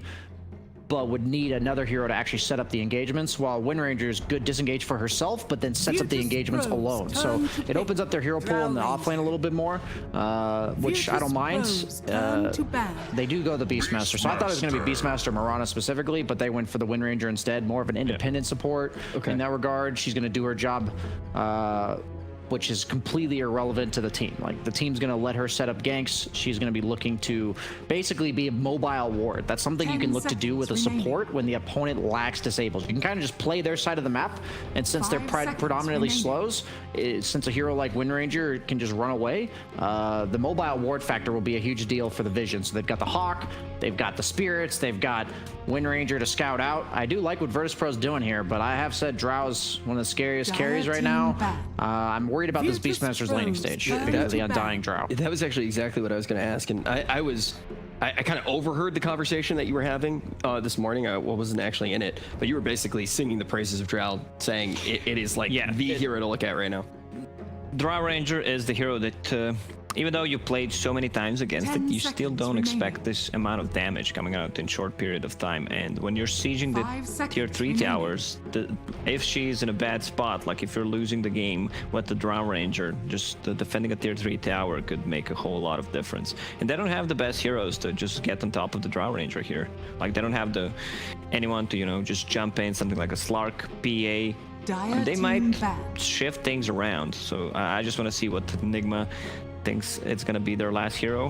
Which position is it going to be? I have a feeling Virtus.pro is going to pick like Void Spirit here. It's the #1 contender for me. They banned out the Prophet, which would have been great. I played against no one's Prophet. I just want to say right now, that guy freaking carried the shit out of that game. I was like, holy crap, I didn't check ranks prior to the game, and I'm like, who is this freaking Prophet? He's ranked 3. I'm like, oh, okay. He's insane. I think they're pretty much putting their entire plan is... It has an idea to it, right? They're going to split the map. They're very mobile. They can get all of their heroes to the same place at once. But now they need like the hero that ties it all together. They don't have the win condition yet for Virtus.pro. So Nature's Prophet would have done fine with that. Now that I think about it, Void Spirit might not be that great. Maybe they do need a more carry-esque mid. Is there a carry-esque mid that goes on Drow? That's the question. Ember is gone. Yeah, Ember's gone. That's a good ban. I mean, I'm still fine. I don't know. If they want to get something like more tower damage, what do you get? Do you just get something like a Dragon Knight? Yeah, I'm not a fan of Dragon Knight into Undying well, Tiny's Phoenix. Still in the pool. Like, he is kind of a... I think it has to be a mobile hero, though. Really? An Undying Phoenix, huh? Okay. It's just I don't a hero like that Tiny here. Closes the gap, bursts him down. He can toss Clockwork out of the cogs. Like, Tiny IO as a combo, it's still insanely strong. 10 seconds. I want to learn from this game, because this game, now that I really feel like I've seen the whole draft play out, I have played Tiny into this kind of thing, and if he blinks in and doesn't immediately kill somebody, like imagine as a Tiny, you're going to be inside of a tombstone, there's going to be Clockwork, there's going to be a Drow hitting you, you're not moving. Like, you're literally not going to slow. Like, you're not going to move. It's a sick lineup from Nigma. You have a ton of slow.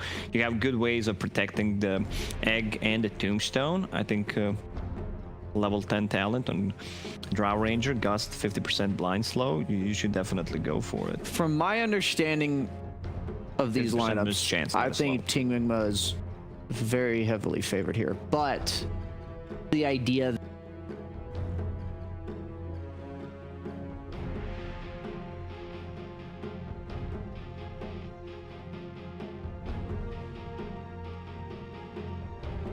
seconds remaining. 5 seconds remaining.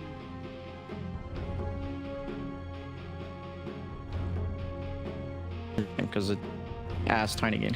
I mean, they have ways of protecting the Tiny once he goes in, but it's a lot of AoE slow and a lot of AoE control from Team Nigma. Like, just Drow Ranger with the multi-shot, Viper, you're not gonna be able to move, and these heroes like need to reset, go in and out a couple that's what of Tiny times struggles with the Baton and IO. Leave. Odds are in favor of them. Analysts in favor as well. When we were looking at the draft, one of the things that you said was we need to see a win condition. We ended up getting Tiny. Whether or not that's going to bear fruit, we're about to find out as we throw it over to the casters and see game number 2. Thank Thank you very much, Rich. Yes, looking forward to this one as we'll see if Nigma can sort of swing back after that rough game one that they had against VP. VP coming in at a very fast pace in the first game. The same sort of thing looks to be what they're aiming for here in game two again, VP. Is it going to work though? Looks like they have to play fast. I don't know. This one, I'm feeling pretty concerned for them. I feel like Nigma this time has a really scary draft that also can fight as a team. I think that's what they were really lacking in the last game, is actually just team fight rather than just single target. This time, they've got a plethora of AoE, just better lanes overall too, and they actually have proper win conditions. Like this Drow can actually get very strong this game. I don't know. Nigma's who's their carry? On the side of VP, who's their carry? Right? Is it an IO carry? We're gonna find out. Is it IO carry? Is it Abaddon carry? Is it Tiny safe lane? I'm not sure. I don't know. It looks weird, and it looks really tough to execute versus this. Like Tiny last pick. I've seen this so many times before. Like these teams, and we talked about it at TI with a bunch of the players too. Playing into Phoenix alone is tough as a Tiny. It's just going to be a hard game. You don't kill somebody, you're stuck in the egg. Exactly what you're saying. Throwing the Undying too. It doesn't look like this end all be all. So I think they have to just get ahead and stay very ahead on the side of VP and just kind of snowball and just be able to kill heroes over and over again. Один тавр своим лайфстилером, когда там достаточно было оставить каких-то пару персонажей. Kick together, and their team fight is going to be way stronger than what VP has. So, as we can see, it is indeed going to be IOTW playing the carry IO. No one is still going to take the Tiny mid against that Viper. We'll see how that goes, as that could definitely be a lane where WeHar is able to start bullying the Tiny pretty heavily as the levels come in. Yeah. 30 seconds. Yeah, we're gonna have to see how they do. I feel like if they don't come out ahead in the lanes and they have some, if they start falling behind.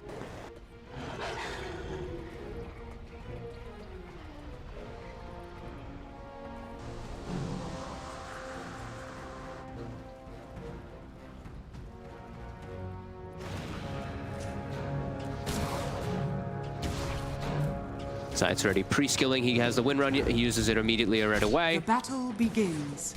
And Nigma, they'll bring 3 heroes up top to try to secure the rune. Won't get it though. Rezo does get that one. Solo. He's actually doing some work up here. It's trading quite nicely here into Miracle and GH. As they run down the Drow, Miracle. The shield's gonna pop actually. Ooh, it's gonna be close. One more hit. Can't quite get it. Unless he wants to. Oh, he's got the shield up again. He's got a fairy fire. He's diving with this one. Oh, he didn't fairy fire. Okay. I think it might have actually saved him if he did use it, but the damage from the tower instantly popped the shield. He probably expected to take one more hit or something like that. So, wow, they actually get the kill. Oh, and the aggressive tips here from VP there. That's twice now. ILTW tipped him before last game too.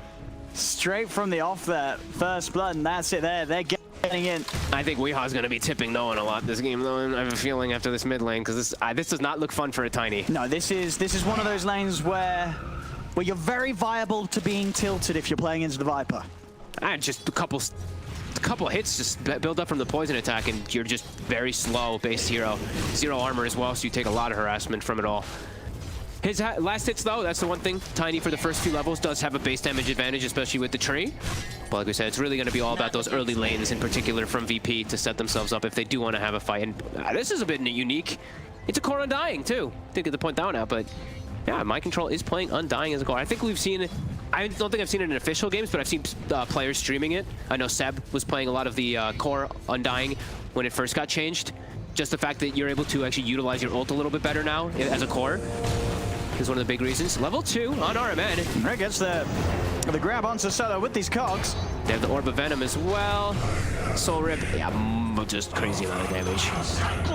Yeah, they've got to be careful giving away these early kills to the bottom lane of Nigma, as this clock dying definitely feels like a lane that could snowball against these heroes. And it's a Undying versus 2 strength heroes. Yeah. The IO as well as the Abaddon. Abaddon does not have fun versus Undying when he's playing versus him in lane. It's one of the, you just can't trade hits because he reduces your strength down, you don't hit him back hard enough. Same thing for IO. I mean, this is an interesting approach.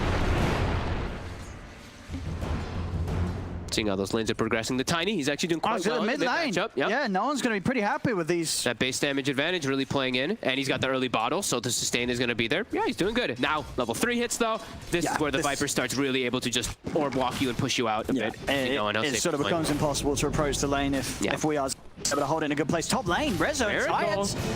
Fairy Fire comes out. It will keep him alive. All right. As Miracle's able to get away. They're doing great up here, though. Look at this, 9 and 7 on the Beastmaster. A couple of those are probably some board denies, but they're doing some good work up there versus the Drow to shut her down. That's what I mean, they need to come out ahead in their lanes, like we're saying. Bottom, though, is going to be really tough. This IO is not getting it any real time to last it pretty much anything, as this Undying has 9 denies, 10 denies. Oh, yeah, mind control just holding the lane perfectly there. I mean, he just steals damage from them, right? Because they're both strength heals. Look at this IO's base, 42, because he's missing 12 strength. How do you last it? How you don't? Solo, again, getting caught in the cogs. They have some extra heals for him. He will be okay. But yeah, this lane is going to be really tough for ILTW to keep himself getting those last hits. Just base damage advantage, animation advantage. And as we see, Viper's starting to take over mid. Yeah, he's starting to rack up on the denies now, being able to push away. Still, though, I think, no one keeping his cool quite nicely in this lane. For sure. He's able to be in a position now as well where the wave is going to push in on him.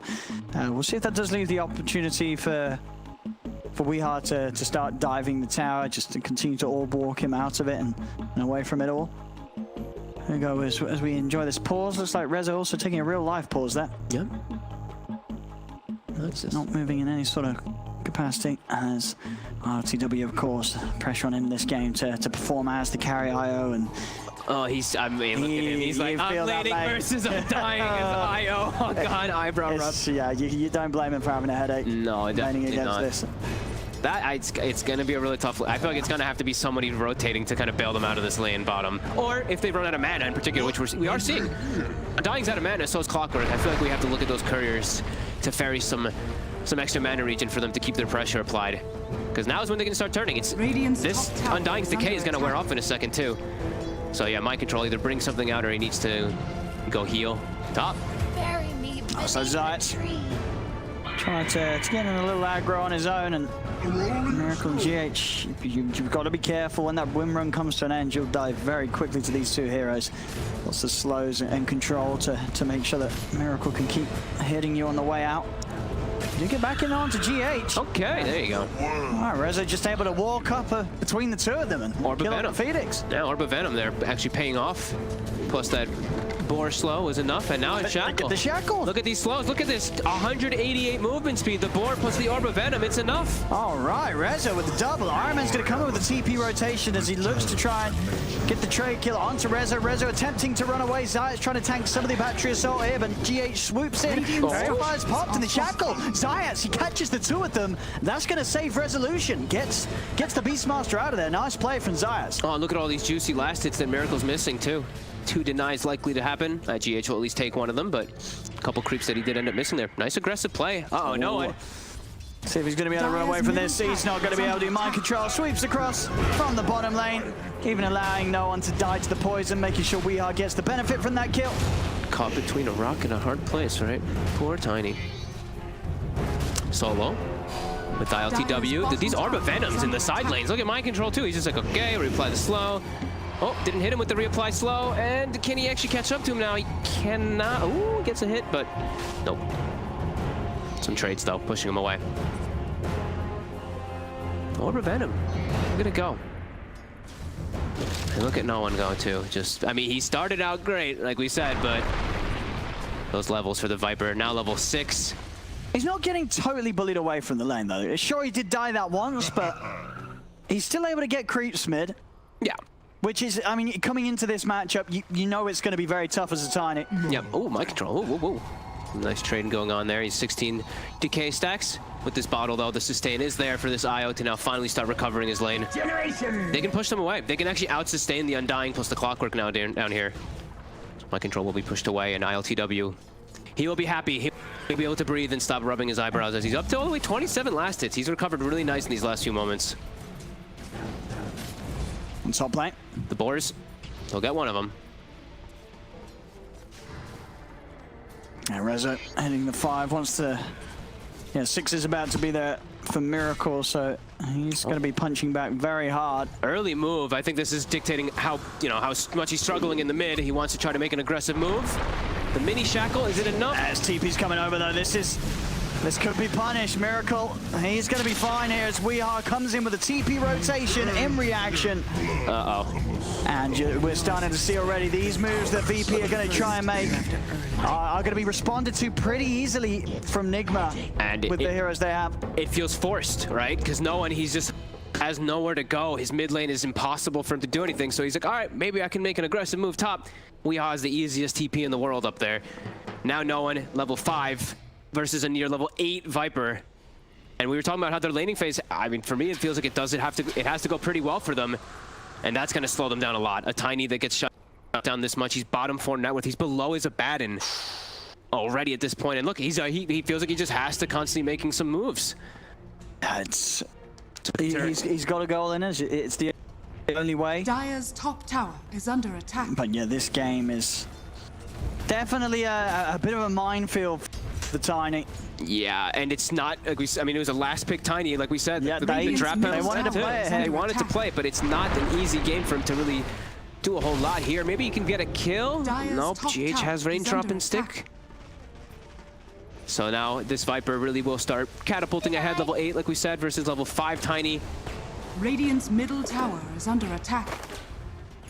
It's going to be a lot up to those other cores. The IO and the Beastmaster have to kind of carry this one now, as I mean, your mid Tiny is just he's out of it for a while. It's rough. It's definitely rough.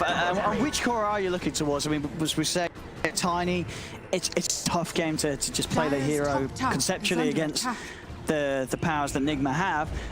What hero on VP's lineup can have a good game this match?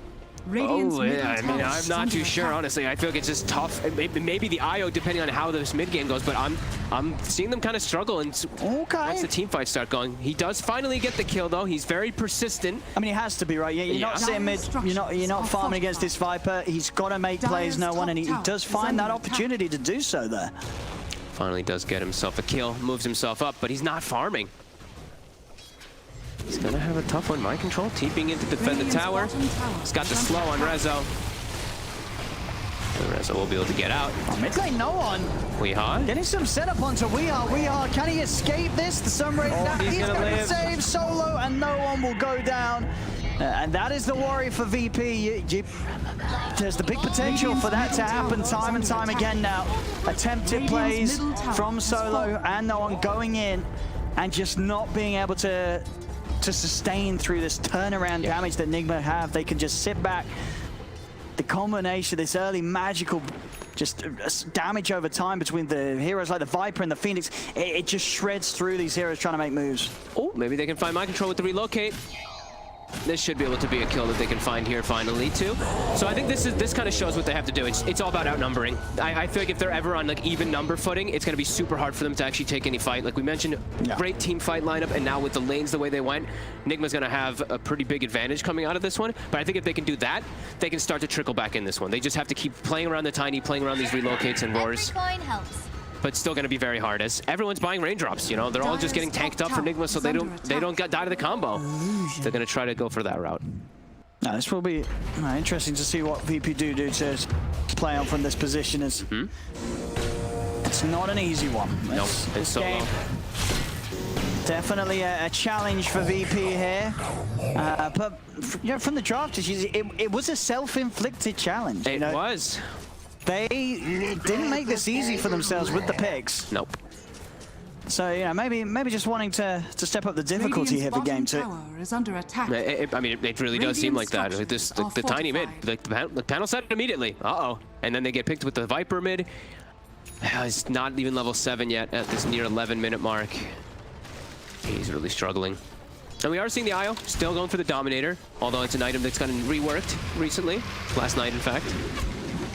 It's down bottom. Zymes able to find the Shackle connection. Rezo's coming over as well. Does have the roar. Got good numbers here. And they're going to be able to win this one. As Weehaw and RMN cannot deal with this 4-on-2. I mean, as you say, VP, they're finding these opportunities to come in and outnumber Nigma. Yep.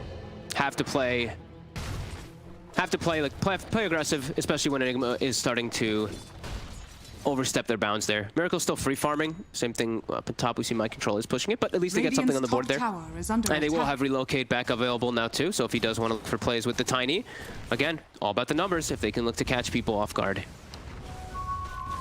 straight away. Smoke from VP. Dire are scanning. They've got to try and ramp up this speed. They're playing with mind control. He's starting to get back. He's got max tombstone already, so if they don't kill him right away, the fight could definitely look to be quite a disaster if those TPs do come out. But they're able to farm during the entirety. That's the one thing about it's like I always expect her, right? You know, if we relocate, you're farming the entire time during all of this one in the jungle, and you can just join in whenever they do find an opportunity. Control will reveal himself for a moment there. That's where no one's like, okay, let's see. Can I find something here? But yeah, TP responses are coming now. It's going to be tough if VP does want to get aggressive here. Yeah, as soon as the preparations start to be made. Yeah. They have to know this preparation's coming too. They're actually relocating They want to commit for this, but as you say, Tombstone's going to be set down. Mass TP's coming in from Nigma as everybody responds to this. ILTW is even going to get back away. He's not. He's out. They'll lose Zayas as well. Solo's going for the TP away. They got anything to capture? They do. RMN in with the hook shot. And the struggles of VP in this game certainly shown that that was such a high risk play. And I mean, they're trying to force it, but you know, like we're saying it, like you know what's going to happen if you do try to force the issue. They're just going to TP Tombstone, Egg. There's no way you can win a fight there. Even if you have numbers, it's under a tower under these two abilities that kind of counter your lineup very heavily. Immediate smoke. They want to try to catch someone who split up. No one. He's spotted. He gets slowed for a second. It's going to be able to hold back the three of them there with the avalanche. That'll do it. Okay. Yeah. Stops them coming up to the high ground, and no one's able to live to see another day. Can't quite get the setup there, and then immediately mind control. He'll park himself in front of this tower again. Tombstone should be available any moment. So again, if they do want to get aggressive and look for this tower here, which is kind of low, it's gonna be risky. But it does feel like, I mean, it feels like they're feeling like they're forced the way that they're making their moves around the map too. Nigma just overall just feel like they have this much calmer posture. Prepared for the fights now though. Gotta get a good wraparound on bottom. No, deep. Comes in from the side. We are going to start turning, build the poison up onto no one, but they catch them underneath the tower. All right, nice move. That's a sort of a second time on that bottom lane where RMN and We Are have been punished for pushing out as just the two of them. Yeah, and it's the moment that they saw the two heroes top, right? I think they saw the Undying. I think they saw the Phoenix there afterwards for a second, so they know, okay, we have numbers again. We said all about the number game. VP playing it pretty nicely when they do see heroes split away. Nigma have to be a bit careful about those type of mistakes. Especially, as the Viper, despite Weehar's strong start in mid, this very much is a hero, right? A few deaths and your game can come to a real slowdown as this hero. Absolutely. I'll see top. Look at this. With a bit of the bait. He's really tanky, though. He's incredibly tanky. Tombstone's going to be dropped down, and Mark Control is going to start running at them. Zayas, he's out of there. Oh, Core Undying, look at him go. He can actually hit people. No one. He's got the backup of Solo, but you're right. Mind Control just getting some big old revenge for what they were able to do in game one. The bullied has become the bully. Undying is actually really satisfying to hear to watch now. When you can actually see him hit people with Flash Golem, it's just like, they have full damage and you're slowed to the point of 100 movement speed. Yeah, no way they can burst him. 2,000 plus HP when he gets the ulti off. Yeah, he's having a great game. Second highest in net worth Mind Control. And they just can't go on him. No, you cannot go on this Undying, in particular when he is near his tower. Even when he wasn't, I guess he was still running them down, the two of them. I think it's just risky to make plays now without Rezo. He's having the good game on the Beastmaster. I think he's getting close to that book. I think you have to just make plays around the Beastmaster because he's going to enable your team so much with that aura, extra little bit of damage too with the drum. Yeah, they're going to be lacking some damage for sure. Like it's really just going to be keep reiterating numbers, right? Like if they see where they have a number advantage, that's when they can fight. If they're doing that at near tier 1, way too risky. Nice little deny there from Reza. Able to snipe that away with the boar, I believe. Still Nigma holding this lead, 4K ahead. GH, we've seen him do it many times. Pull off those big plays with the Meteor Hammer, and he's going to be able to start doing that again this game as the hammer's on its way out. Oh, already, look at that. Just straight prioritizing to go for it. Weehaw. Bit far up again. He is. This time he's not even got RMM with him.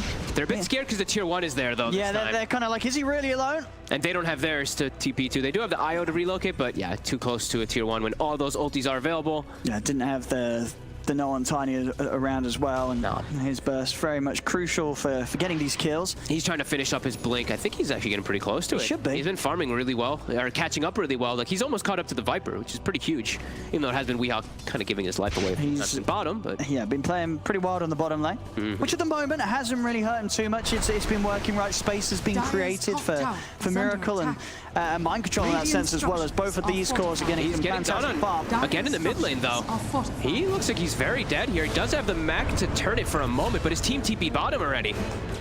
So, bottom's sides. He's trying to run from the four of them.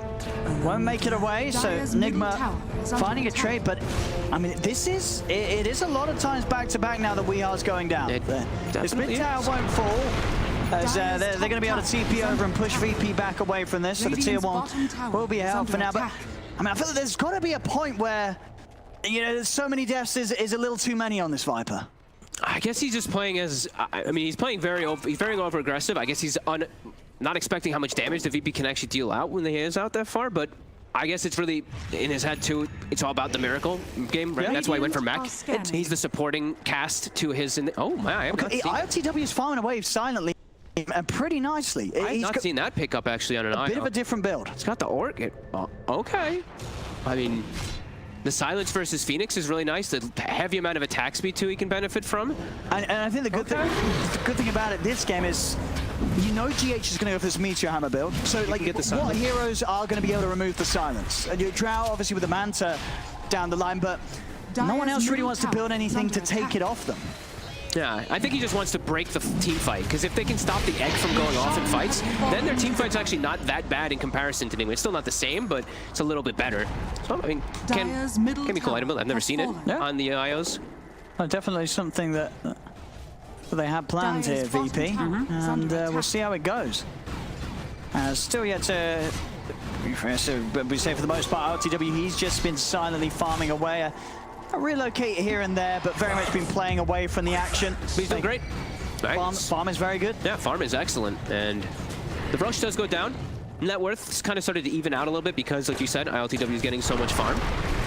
All right, man. Steps forward. That's a quick and easy combo for VP. Bottom.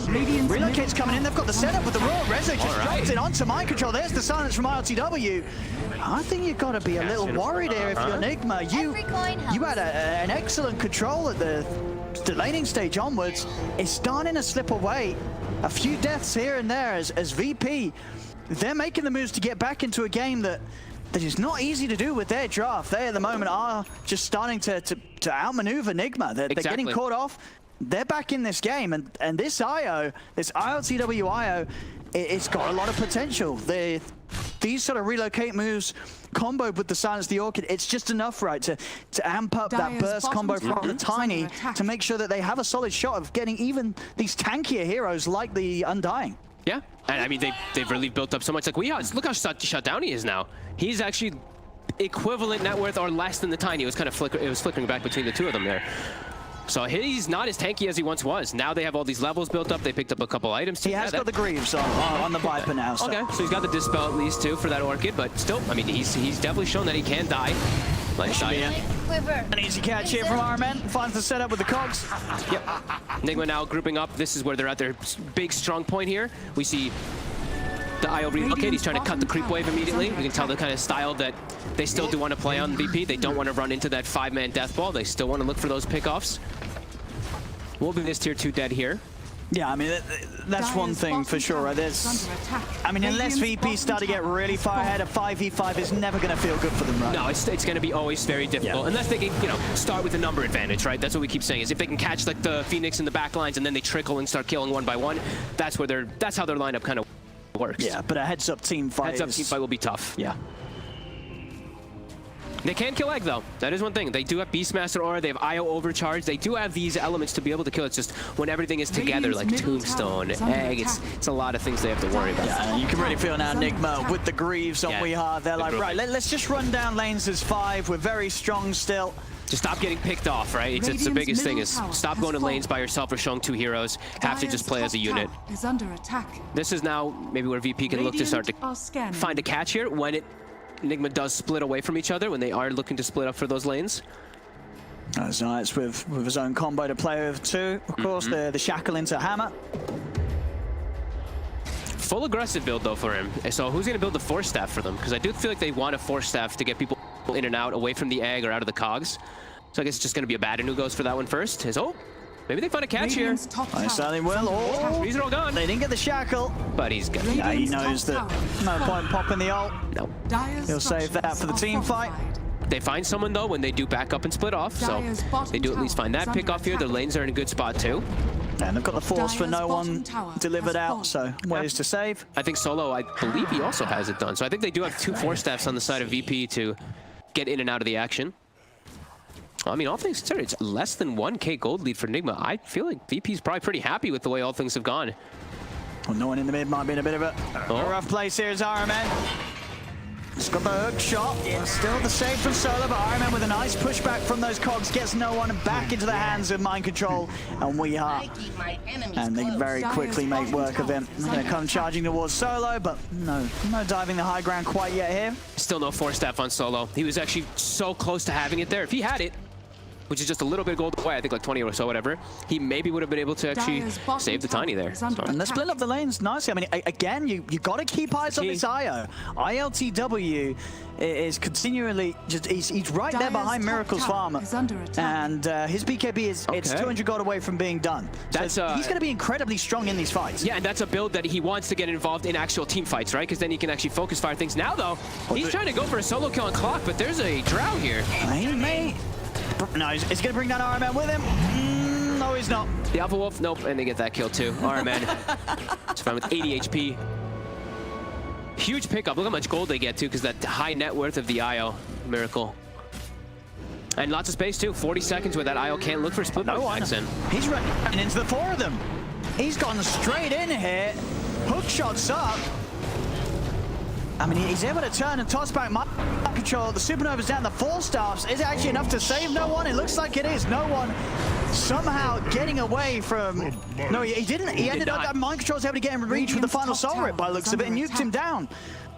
That's a quick succession of kills that... Yeah, especially versus a Drow lineup. Now they're going to capitalize on it. Tier 2 likely to go down. Heal up 2 at the Greaves. They were just starting. They were keeping their footing too, very well for VP. But these type of kills, they've really snowball. Yeah, and at the end of the day, it's such an easy draw for Nigma to play, even in a game that's even. Yeah, I mean they just keep the Drow just is able to kill those buildings super easy. So now starting to get back. ILTW's relocating to split push. Yeah, and use that final wave, and the BKB will be done. There's no egg, no hook shot. Tombstone's still on CD2. They're gonna back away. To try to catch him. That's a scary place for Nigma to get caught, because that's where you start getting tossed into the base and people just die one by one. I mean, they're going to try and find a catch here. They still have the ward on the high ground, so they do see Miracle in the front. It's not going to latch. And now the turnaround comes into play. Hookshot in from Iron Man. Is there further force to save?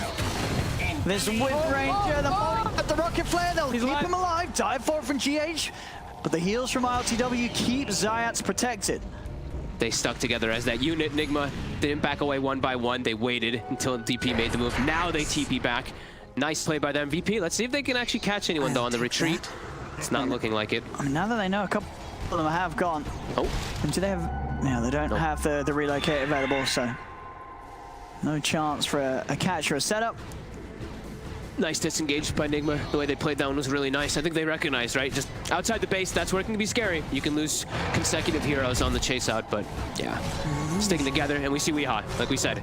He's all about, you know, buffing up Miracle this game. Greaves into Medallion, into Solar Crest, just buff up the Drow so that she can solo carry. Yeah, and that Crimson from Mind Control is going to help out a lot against all these little right clicks from VP. Yep, Solo.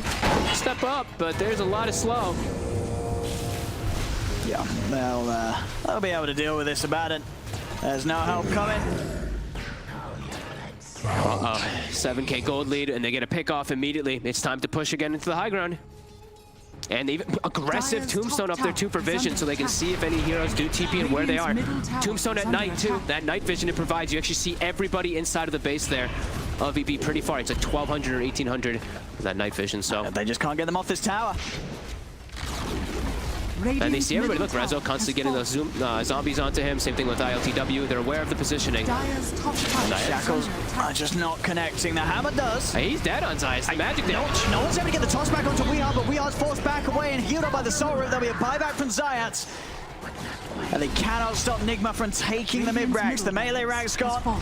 They'll even bring down the range racks as well before they're on their way out, as Nigma got what they came for. 10k lead up now. Their 5-man is just way too strong. And they're just holding on now. I mean, they still have Supernova. They know they just can stick together. Wait till someone jumps out. He's going to look for the toss back. He's able to grab Miracle. He's up into the base. Miracle's forced aside, though. That second force as well gets Miracle away. He's able to turn with the guts. ILT, even with the ulti, trying to finish him off with the Soul Repeal and the Sunray. Keep Miracle alive. Only RMN going down. They're trying to go back in. The egg down. No one is it with a huge avalanche on the four of them. Can they take the egg down in time? They're trying. They cannot do so. The Supernova successful as GH comes out of it all. He's burning them. He's burning them all. That's a die back on Zayas. VP, they tried their best to kick back at Nigma, but even then, still just unable to win these fights. No one coming in with huge stuns. Nigma's just a little too far ahead. Yeah, they get the one hero, but the whole team fights together, and we're really seeing just the power. When they're grouped up, it's just impossible. There's no way VP can take anything with just a straight up 5v5. They have to. I mean, they have to just get. If they get the kill initially on Miracle there, perhaps, right? Because then they can start to chase forward. Then they can focus fire the egg. But it took them that second rego to try to get him, where Nigma can respond a little bit better. Yeah, 12k gold lead, not looking easier for VP as it progresses. Yeah, it's just going to be a game where the deep tosses are going to be what's going to do it. Yeah. If there is anything here for VP, and no one did come close to making some nice plays there, but the abundance of 4 staffs and sustain heals. Yeah, Soul Rip, Sunray, Greaves as well. It's just there's so many different tools that they can utilize with their 5-man. Even Vlad's now on the Undying too, so yeah, they're all about just auras and group up and end. And they even get now the Roche is back up, perfect timing for them. I feel like VP, if they don't stop this Roche, they're just gonna get barreled down a lane and inevitably lose this one. So I feel like they might be forced to actually contest it. Do find themselves a repair kit, so a little something that's going to help them against these pushes from Nigma. Yeah, I mean, I don't even know how they contest it, but no, and he's chilling around the area. He knows it's going on, but oh, he's in trouble. He is in a lot of trouble here. Dire's bottom maybe Solo can save him. Solo, he can't get close enough to shield him. They're just pushing them apart. No one goes down, and Solo, he can't get out of this either. He can try and run. He's got the ult. He's got a TP, but as long as Iron Man can close in, they'll be able to cancel this. The space is there as well for Miracle to finish Roche, grab the Aegis. And Solo pushed out of the game here by these cogs. 70 seconds, no Abaddon. Miracle also having the completed Skadi. Oh god, and he's playing versus a ranged carry of the IO, so Skadi just double benefit versus those ranged carries. I mean, this is just a luxury item, it feels like, as with this Aegis, with the cheese, they should be able to just group up and go. So we're seeing VP trying to split up the map here. They're going to dodge this, but look at the TPs. 4 TPs coming in reaction. Can they even kill GH? Oh, the heals. They can't get anywhere close to. GH is more than fine. ILTW is going to get popped. The BKB will not keep him alive against the physical and the magic immunity piercing abilities that Nigma have. That looked like a desperate kind of play there. I think that was the last attempt there from VP this game. The tips coming out back in response now. Nigma getting some revenge as they fire them the way of ILTW. GH just buys a full refresher too. He's like, all right, you know what? 1 egg was enough, but now let's throw in a second one. Smoke immediately to the tower. Probably pushing the wave, go toward top. Maybe they can catch some people here too. Rezo. Be a little careful how far he steps up here as the smoke might catch him off guard. He's got a blink. Can they break it? Is there a hook shot? Not gonna go for it. They're just it goes like through the board. What the? Oh man, going straight for it. Rezo, can he get his way out of this? Is there anyone to help him? There is not. And Rezo's down. Yeah, no buyback on him. And with this push, they can take these down very quickly. A fortification is there. Okay. We'll buy a bit of time. 20 seconds until ILTW's back up, but 40 seconds without Rezo. Miracle's just so buff. Look at this. Closest ground, doesn't care. Radiant's Damn out, no one. Oh, they hit the fountain. He's in the fountain. The force stuff gets him out. Diving in the supernova. With the sunrise. They can't deal with it. They're burning inside of their own fountain here. GH gets them all. And a second one. And there they go, ending it in style, Nigma. GG, well played is called. And if we had sort of the show from VP in game one, this was the show from Nigma in game two.